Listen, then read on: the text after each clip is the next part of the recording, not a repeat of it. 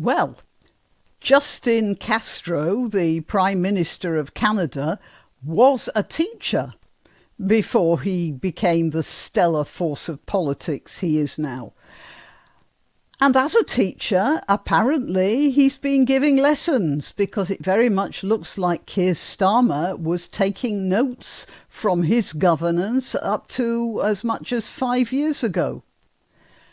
You make up your minds about that after I've told you about the interview I watched between Tommy Robinson and Pastor Artur Pawlowski. I'm Granniopteryx. I'm on YouTube, Rumble, BitChute and Minds.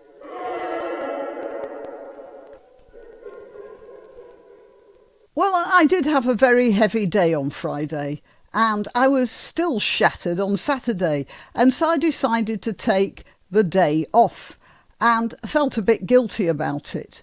But having nothing else to do but lounge about, I actually watched all 3 hours of Tommy Robinson's interview with Artur Pawlowski, and it was riveting.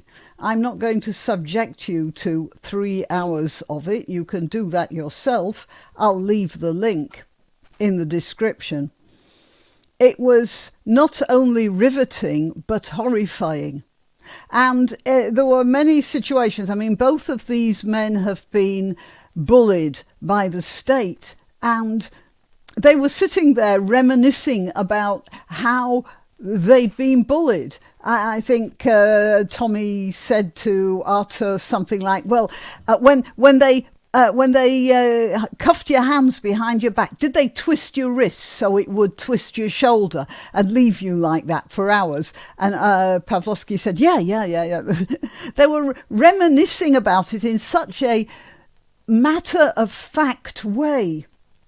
It was like two men discussing the best way to get, I don't know what, from Highgate to Bermondsey through London. You know, well, do you take this road or that road? Well, yeah, it's a nastier drive, but it's shorter, and that sort of dispassionate discussion. It was, you know, who was it who talked about the banality of evil? They were discussing the horrible and awful things that happened to them in such a matter-of-fact, non-whiny, non-victimhood way. Yeah, that's it. Despite the fact that they would have every right to whine and refer to themselves as victims, I don't recall them ever doing that. They were talking about what frightful bullies their captors were, and the judicial system, how corrupt it all is. But the word victim didn't turn up once. Both of those men are absolute heroes as far as I'm concerned, and this is irrespective of whether or not you agree with their politics. They are just heroes. They are the sort of people who used to be saints in the technical sense of the word, a person that you would wish to emulate. Anyway, I shall... right, sorry. So there's a whole 3 hours of it. There's no way I can give you more than an inkling of what the conversation was about. But there was one section that particularly caught my attention, and that starts at 1:53. So I'm going to play you about just over a minute of this conversation. Where are we here? We're at 1:52. I'll advance it a little bit. Right, 1:53. So it goes on until 1:54:40. All right, let's listen to Pastor Pawlowski. Main starts the proceedings and says we're in the middle of pandemic, and he recites CNN. Oh, just a minute, I'm sorry. Some of you may not be familiar with Pastor Pawlowski. As a matter of fact, he had incurred the wrath of the Canadian government years before the pandemic, because he was doing feeding the poor, and the Canadian government reckoned that was their job, not his. So they gave him a lot of judicial grief even before the pandemic. Of course, when all the churches were shut down and he insisted on holding church services, they gave him even more grief. And he's been in and out of jail. He's been threatened. Well, lawfare has been committed against him on many occasions. I believe he's lost his house at least twice as a result of what the government did to him. Now he's talking about the pandemic, and I've got to be careful what I say here because I'm still under sanction from YouTube about this very thing. But he said it was obviously a control thing and nothing to do with public health. And to illustrate his argument, he said that people were forced to go around. But if they went to a restaurant, they could. And he said, well, what difference does being in a restaurant make? So he was talking about this sort of nonsense. Right, let's hear what he has to say about this. CBC. And I turned to my brother David, we're doomed. This is a show trial. For some of you, this is a show, because all of these actions are to send a message to them. It's a show trial. But for you, if you don't know what show trial means, it's where the accused is guilty before even tried, that the government decided. When he said that, it reminded me of the announcement put out by the Home Office under the aegis of Yvette Cooper, in which it said, all the guilty people, all the rioters are, I don't remember the wording, but the upshot of the message was, if you were arrested for the riots, you're guilty and you're going to be charged and punished. There was an assumption of guilt. And so any trial they might have had would have been just a show trial. And this happened to Pawlowski 4 years ago, or maybe even 5 years ago. All right, so that's one. Now, when we were here in Britain looking at what was going on in Canada, we thought, oh, thank goodness that's Canada. But in Britain, things are different.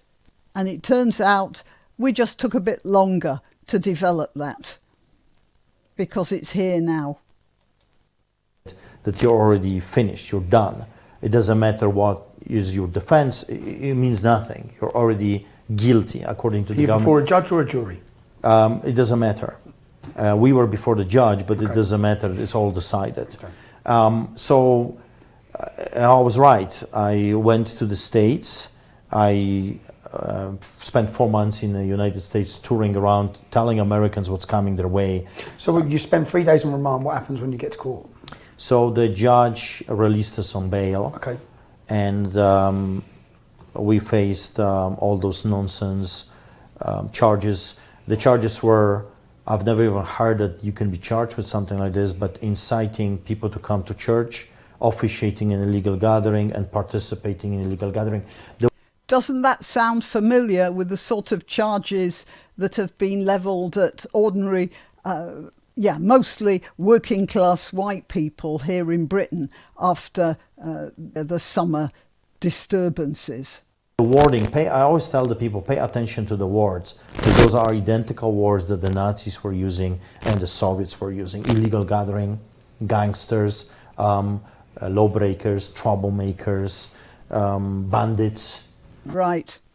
And bandits, yeah. I'm just going to play that again because this is the same language we've been getting from Keir Starmer. Hang on, let's hear Pastor Pawlowski again. You spend 3 days on remand. What happens when you get to court? So the judge released us on bail. Okay. And we faced all those nonsense charges. The charges were, I've never even heard that you can be charged with something like this, but inciting people to come to church, officiating in illegal gathering, and participating in illegal gathering.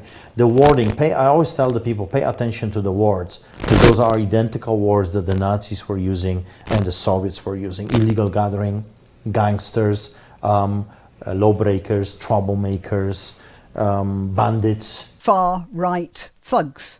That's exactly the same vocabulary. It's almost as if Starmer had been taking notes from how the Canadian government had been carrying on for the past few years. And you make up your mind. Is this because Starmer had been actually studying what went on in Canada and had decided that's how he was going to do his governance? Or is it just the particular socialist frame of mind that always spits out this sort of result? You tell me. Meanwhile, if you can spare the 3 hours to watch that interview, there isn't a minute of it that doesn't have something important to say. So I can't say fast forward to 1:30 and watch the rest or something. It's not like that at all. But it's more than 3 hours. It's 3 hours and nearly 21 minutes. So it's a long watch, but yeah, so worth it. Well, in a depressing sort of way. It breaks my heart that this is what is happening now to my beautiful country. Our beautiful country. Okay, well, till next time. You can help my channel by subscribing and clicking the notification bell. That's quite important. And by sharing if you're so inclined. Links to my other channels and to donation methods are in the description. But the best way you can help is simply by clicking like and notify. Thank you.